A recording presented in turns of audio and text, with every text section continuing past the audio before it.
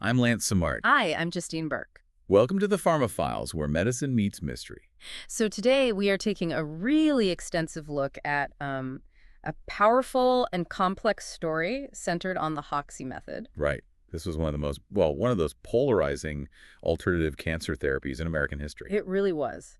And our source material for this is a fascinating narrative essay that gets into not just what the treatment was, but, and this is the key part, why its story resonated so deeply in mid-century America. So our mission for you, the listener, is to guide you through all the details of this story. We're going to examine the mechanics of belief, the dynamics of distrust, and really the profound role that narrative plays in medicine. Exactly. This is a look at how the legacy of Hoxsey, it continues to affect how people view medicine, authority, and health mysteries even today. We're trying to look beyond just a simple case of medical fraud and see it as this deeply ingrained social phenomena, Yeah. one that's rooted in trust and, maybe most importantly, in fear. And we have to begin with the scene setting, because the way the Hoxsey method was first presented to many people was just inherently theatrical. Oh, absolutely. It perfectly captures the psychological dynamic that Harry Hoxsey was, that he was such a master at exploiting. Let's transport ourselves back to the mid-20th century. Imagine you're watching a daytime television broadcast on one of those old, small screens. Right. Picture the set. It's spare, intensely lit. There's a lone man standing on a narrow wooden platform. You can almost feel the heat from the studio lights. And the audience in the studio is completely silent, just leaning forward, ready for some kind of revelation. This setting is so important because television at this time was becoming this immense social authority. It was quiet, it was intimate, and it was incredibly persuasive. And the man on that stage, he understands the visual power of this new medium perfectly. He bends down, and with this very deliberate slowness, he rolls up his pant leg. The camera knows exactly what to do. It follows his hand, moving in for a tight, focused shot. And there's this just pregnant pause. He's pointing to the spot where a massive tumor had once been. Probably a basal cell or squamous cell carcinoma, something visible right there on the surface. Yes, exactly. And the skin is, it's uneven, it's puckered, it's deeply scarred, but, and this is the entire point of the demonstration, it's whole. The skin is closed. It just lets that silence stretch out until the tension is almost unbearable, and then finally he speaks. And his story is just so deeply resonant. It's a version of a story that cuts right through all the cautious, careful language of conventional medicine. He lays it all out. The doctors had failed him. Surgery, radiation, none of it worked. He says he was sent home with only vague reassurances and grim uncertainty. Now, just think about the language of medicine back then. It's all careful estimates, guarded expectations, a focus on probability. Right, and that language, it offers no comfort. It only offers distance and the chilling reality of risk. And that's the chasm, isn't it? That's the space that Hoxsey just walked right into. The patient on that stage, he represents every person who feels abandoned by the system. And he describes the alternative he found, an herbal tonic. He says it was bitter, foul-smelling. Just brewed from roots, bark, and weeds. I mean, completely crude and unrefined compared to the sterile, modern promise of a hospital. Yet he claims this raw folk remedy had done what all these sophisticated, expensive, and invasive hospital treatments could not. It had saved his life. And you can imagine the murmurs in the audience. The camera lingers on that scar. The story just lands with this immediate emotional force that completely bypasses the need for data or medical credentials. The essay we're drawing from points out that this was really a psychological exchange. What Hoxsey offered was a substitution. A substitution of what for what? He replaced the language of science, the caution, the guarded expectations, the uncertainty, with the language of faith and conviction. To really get why this worked so well, you have to put yourself in the mindset of the 1950s. A cancer diagnosis was, for most people, a death sentence. And the treatments were just brutal. Radical mastectomies, disfiguring surgeries, radiation that left terrible burns. So when you are facing that level of fear, that degree of physical trauma, the complex, cautious language from your doctor becomes alienating. The doctor's explaining the mechanism of the disease, and Hoxsey is telling a simple story of triumph. So when medicine offered all this complexity and fear, probabilities, margins, the constant terror of recurrence, Hoxsey offered a single coherent narrative. It was a story that psychologically just made sense. And the conviction that story offered became, in itself, the most potent active ingredient in the whole treatment. Exactly. And that's a key takeaway for anyone studying medical history. The power of narrative is often just vastly underestimated in healthcare. When patients feel helpless and out of control, A story that gives them clarity and certainty, no matter how factually incorrect, can become far more compelling than a cautious truth delivered by some distant authority figure. which sets the stage perfectly for the origin story of the method, because that's where the whole anti-establishment power really begins. Right. It starts far from any university hospital or sterile lab. Instead, it's rooted in the humility and simplicity of the American Midwest. Harry Hoxsey claimed the remedy came from his grandfather, who was a horse trainer. And this seemingly humble, agrarian beginning is just fundamental to the entire structure of belief he built. So the story goes that the grandfather made this fascinating observation. He noticed that horses with cancerous growths would selectively graze on particular weeds, ignoring the rest of the pasture. And over time, he claimed, these growths appeared to shrink. That idea of nature as healer or animals as guides, it taps into such a deep, intuitive distrust of, man-made sophistication. It implies that the solution is simple, that it's already there in the natural world, and that we've just forgotten how to read the signs. So from these initial observations, Hoxsey's grandfather supposedly put together an herbal mixture, first tested on livestock and then later refined for humans. And Harry Hoxsey inherited not just the recipe, but the entire legend. It's a story rooted in instinct, in folk wisdom, and this inherent distrust of formal, educated medicine. And this myth just gained immense traction because it suggested something really profound. Which was? That cancer wasn't some mysterious cutting-edge problem that required Nobel-level science to solve. Instead, it was something simple that modern medicine had deliberately overcomplicated. And misunderstood, maybe even for their own profit. Exactly. The narrative strength there is just undeniable. It positions the establishment as out of touch, maybe even malicious, and blinded by their own education. While positioning Hoxsey as the carrier of a pure, simple, ancestral truth, that speaks to a very strong anti-elitist streak in the American psyche. But the critical detail, as the source material makes so clear, is the complete lack of verification. None at all. This origin story, the core pillar of his authority, it could not be independently verified. There are no veterinary records, no documented cases from the grandfather, no controlled comparisons. It's entirely based on family lore. And here's the real genius of the narrative structure. In an era where medical care was often inaccessible, inconsistent, and delivered by this hierarchical authoritarian system. The lack of institutional proof actually lent the story authority. So wait, you're saying the fact that the AMA didn't approve of it made it more convincing to his followers? Precisely. Because it positioned him as a pure outsider. If the story had been documented in a hospital journal, it would have just been part of the system. But because it stood entirely outside the institutions that so many people already mistrusted. Its lack of conventional academic proof became, ironically, proof of its authenticity, proof of its outsider truth. It affirmed that this pure remedy was being suppressed. And this powerful, unverified tale quickly transformed into a major business.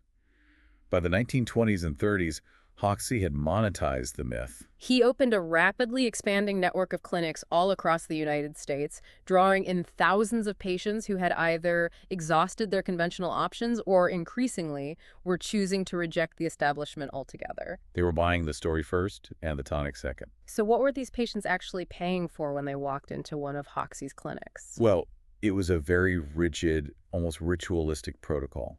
And that structure made the patient feel like they were undergoing a comprehensive process, not just, taking a single pill. It was broken down into 3 distinct components. Let's start with the external one. Component number 1, the infamous paste. Right, the paste. This was for visible surface tumors, things you'd find on the skin, breast, or in the mouth. It was applied directly to the site, and it was designed to cause an intense reaction, to burn, to blister, and to destroy the tissue it touched. And Hoxsey claimed this destruction was proof.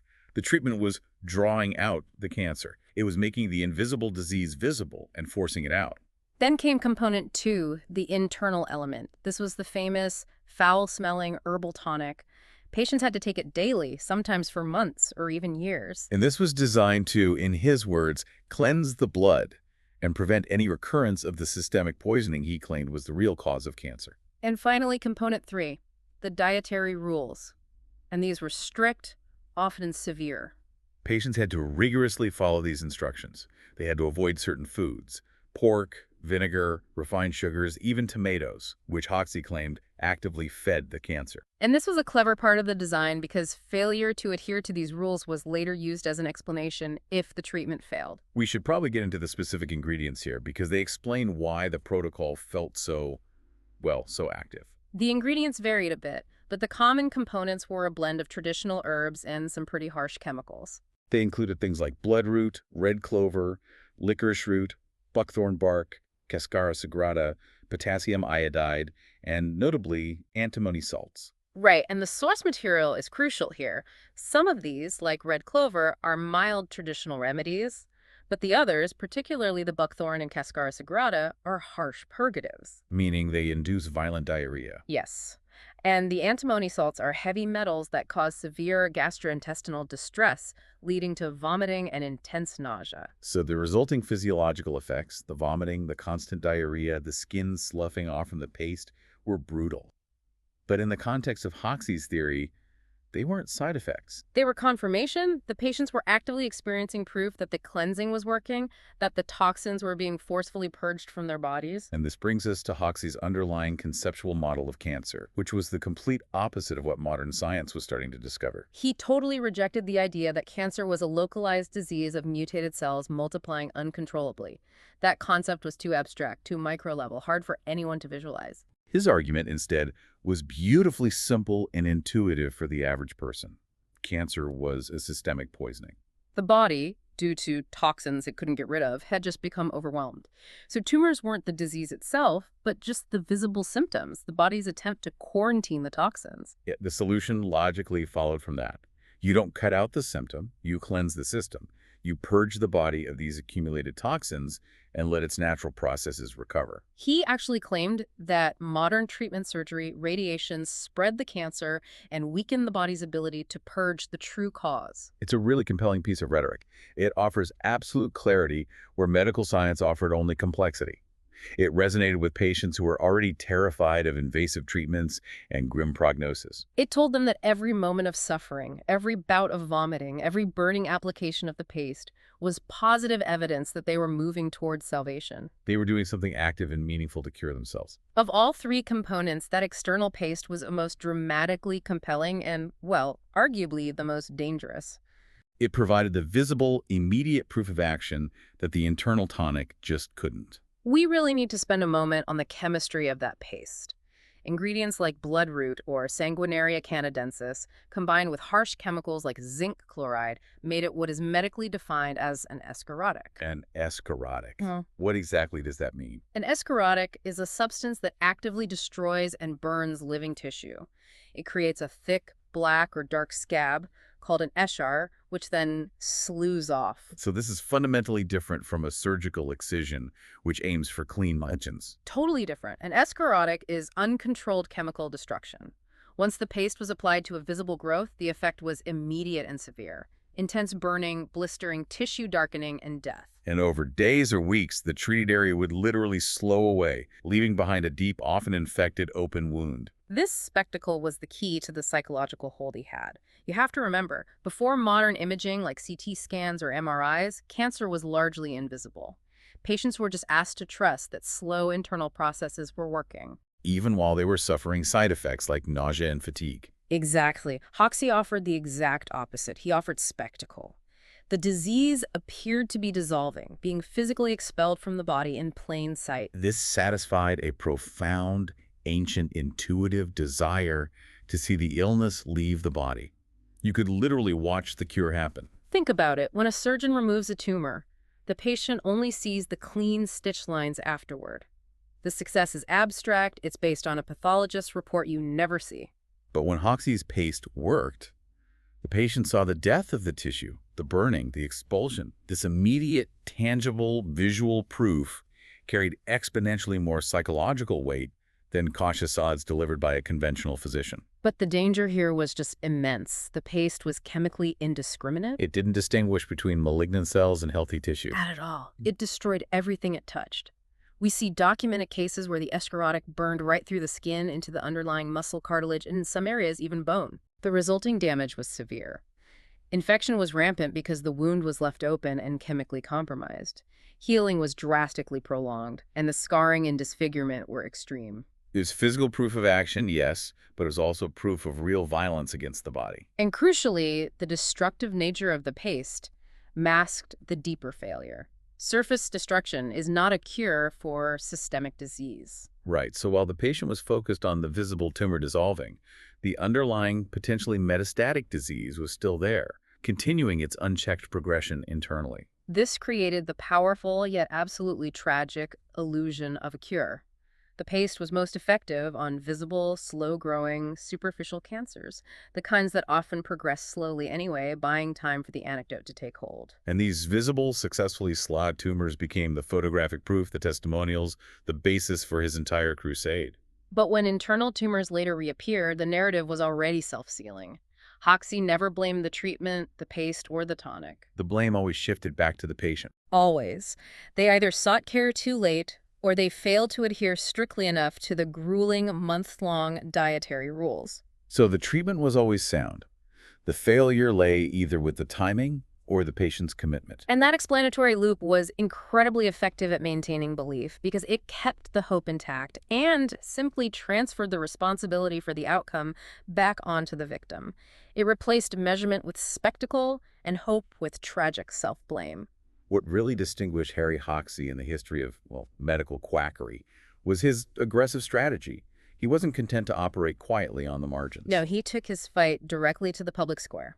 He turned his business into a full-scale ideological crusade. He was a master of mid-century media. He advertised aggressively across newspapers and radio, often taking out these full-page spreads, promising absolute cures where major hospitals were only offering depressing odds and expensive procedures. He was direct, he was bold, and he was theatrical. He didn't just passively treat patients. He actively staged public demonstrations. Yeah. He'd invite observers to witness the application of the paste, or, more often, to see the resulting scars. And he'd dare conventional physicians to disprove his successes in a public forum. But the most crucial part of his strategy was identifying and naming a specific enemy. He framed the conflict not as science versus folk medicine, but as the lone, honest healer versus a corrupt institution. The American medical establishment. Exactly. He accused the American Medical Association and, by extension, pharmaceutical companies and conventional doctors of conspiring to suppress a simple natural cure. And why would they do that? To protect their livelihoods and their profits.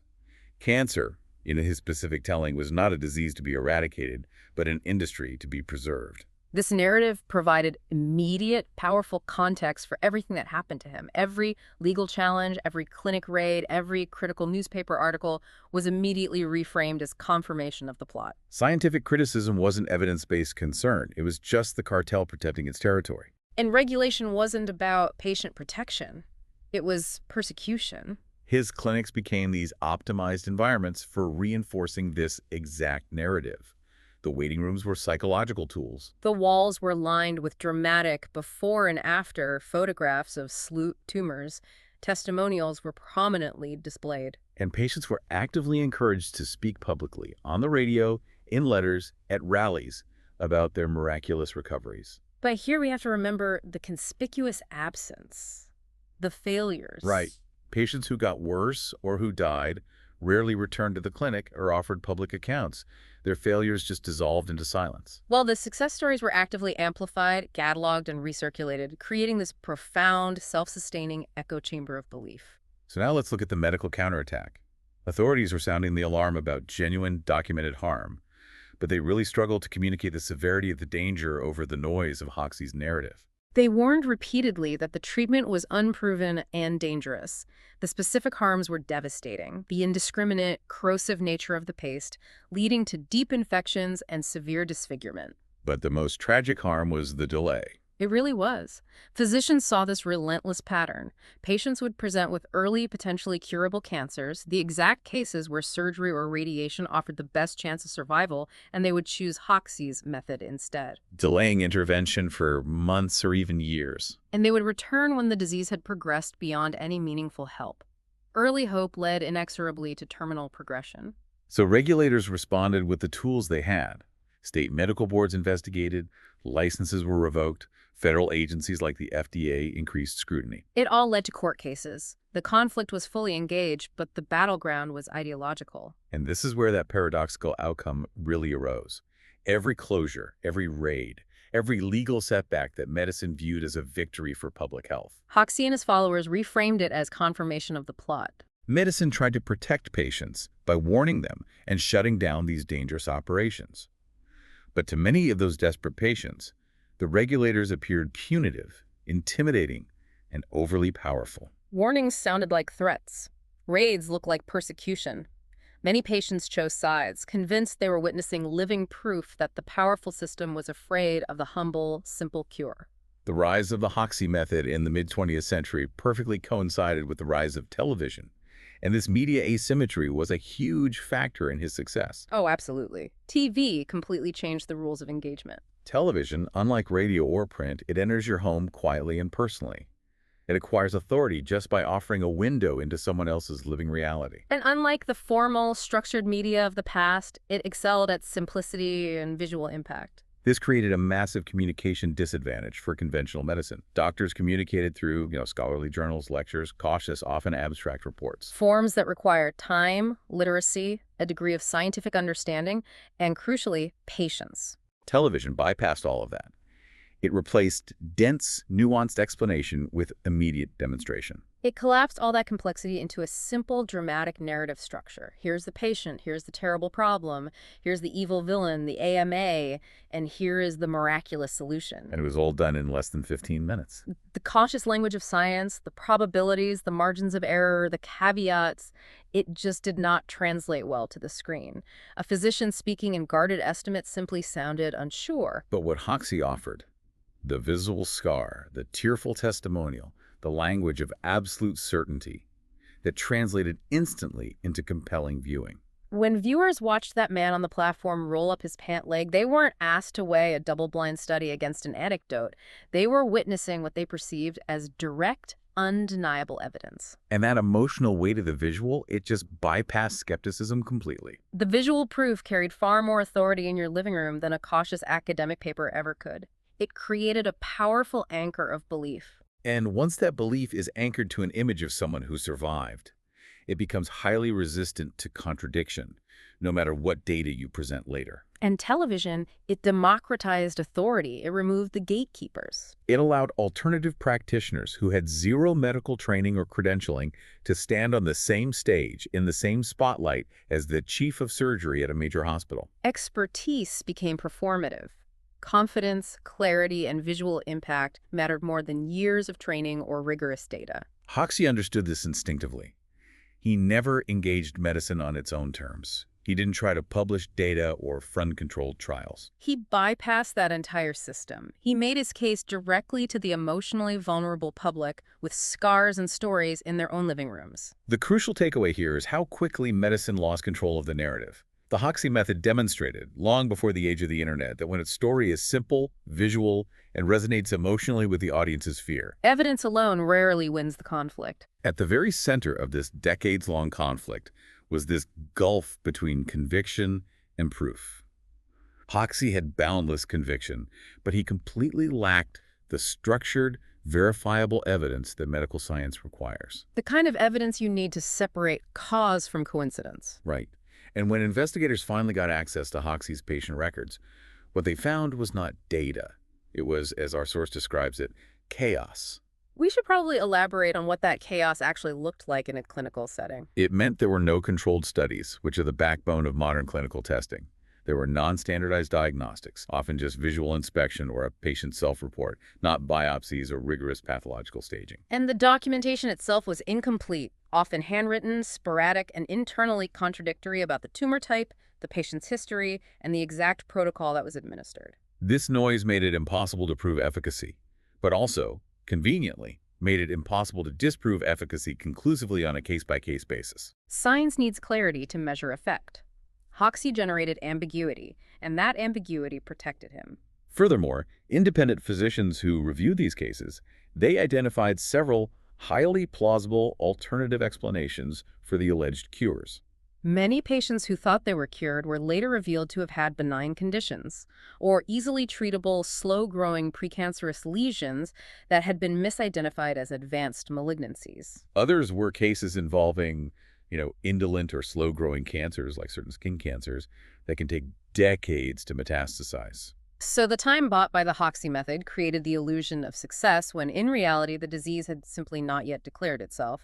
The tumor destruction from the paste provided psychological relief, but the biological progression just continued. And you have to account for concurrent treatments. Many desperate patients received conventional treatments, radiation, surgery before, during, or after visiting the Hoxsey clinic. So when they survived, the patient naturally attributed the success to the method they believed in, making objective attribution impossible. Symptom relief from all the purging was confused with actual tumor eradication. But the power of anecdote just overrode all of that scientific doubt.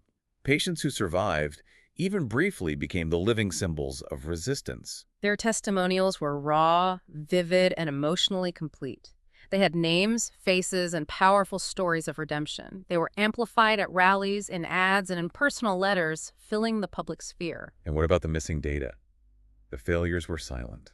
Patients who didn't survive rarely returned to the clinic. Their families grieved privately. Their suffering wasn't recorded or photographed or broadcast. Failure became an absence in the narrative, while success, however short-lived or misattributed, was amplified tenfold. And this leads to a profound distortion of truth. The positive stories multiplied, they reinforced each other, they echoed across the country, creating this perception of mass success. The sheer volume of this vivid testimony felt like proof. It satisfied the public need for conviction, even in the complete absence of rigorous data. And this is perhaps the most enduring lesson here. When fear is high and certainty is scarce, stories stop being just examples. They become a competitive form of evidence. And in a battle between complex statistical truth and an emotionally potent personal narrative, the story too often wins. To really understand Hoxsey's decades-long survival, we have to acknowledge the environment of conventional cancer care in the early 20th century. It was a context defined by terror, late diagnoses, and just devastatingly grim outcomes. The reality of treatment was brutal. Early oncology relied heavily on radical and often disfiguring surgery, think radical mastectomies or significant organ removal. Radiation therapy caused severe burns and long-term injury. Chemotherapy was still experimental, highly toxic, and widely feared. It often left patients severely debilitated without any guarantee of success. Patients were asked to endure these aggressive, painful interventions with minimal expectation of a cure. The emotional and physical cost was exorbitant, and the prevailing attitude was one of deep resignation. But the context of care was equally important. Early 20th century medicine was profoundly paternalistic. The physician was the sole authority. Decisions were made with minimal, if any, patient input. Diagnoses and prognosis, especially for cancer, were often actively withheld from the patient.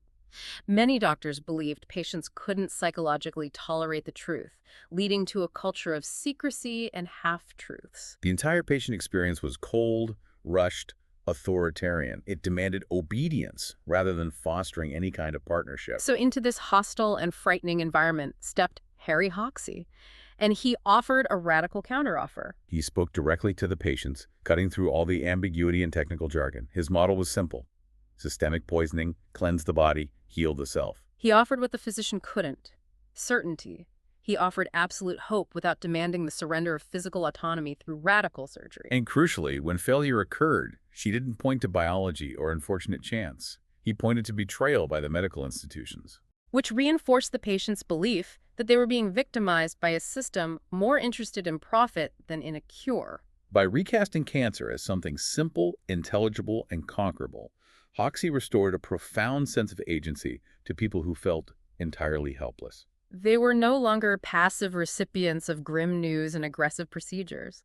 They became active participants in their own salvation. Following the strict diet and enduring the painful tonic transformed compliance into empowerment. And this appeal was massive. By the 1950s, his Dallas clinic had become one of the largest private cancer centers in the world, treating thousands of patients. People traveled from across the entire country, often emptying savings accounts, selling their homes, and delaying or entirely abandoning conventional care to seek the certainty that Hoxsey offered. For those followers, Hoxsey was much more than just an alternative practitioner. He was a champion. He was a man willing to stand up against a terrifying, impersonal, and seemingly corrupt medical establishment that they felt had failed them emotionally and physically. It's essential to understand the motivations of the physicians who opposed Hoxsey. This wasn't just some territorial dispute over professional fees. No, many physicians genuinely believed that patients were being actively and preventably harmed. They saw the consequences of the delay firsthand.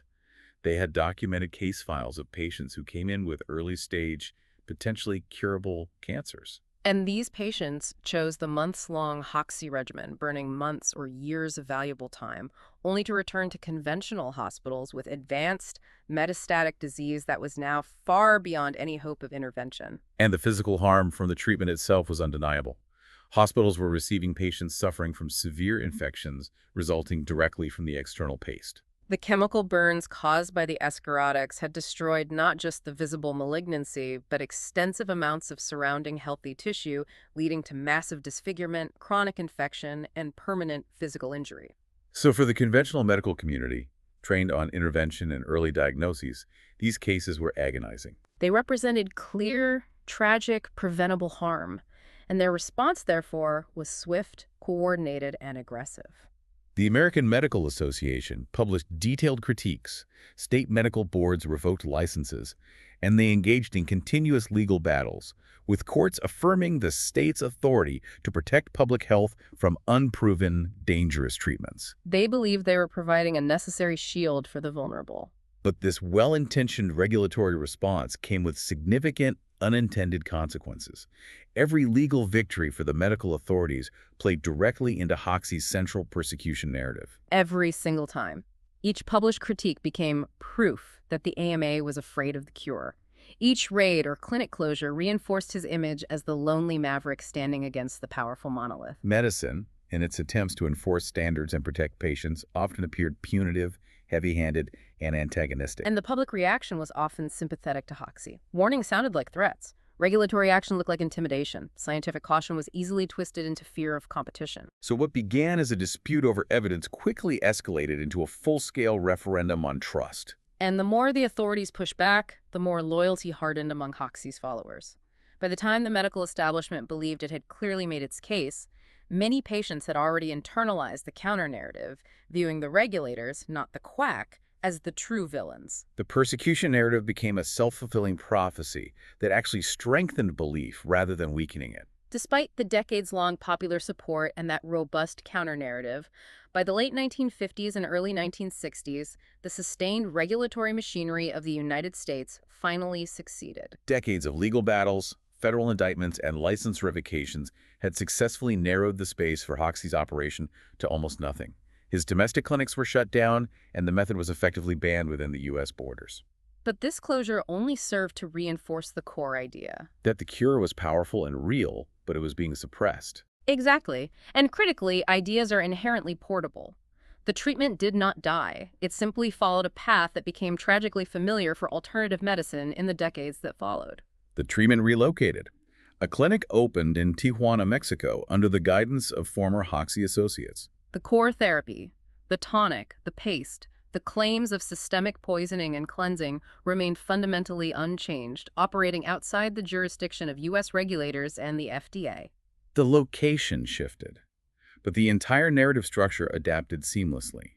The underlying premise that a simple suppressed cure existed persisted. And the new physical environment simply provided concrete proof that the cure was so potent it had to be driven from the nation's shores. And the act of crossing the border itself became a profound part of the therapeutic ritual.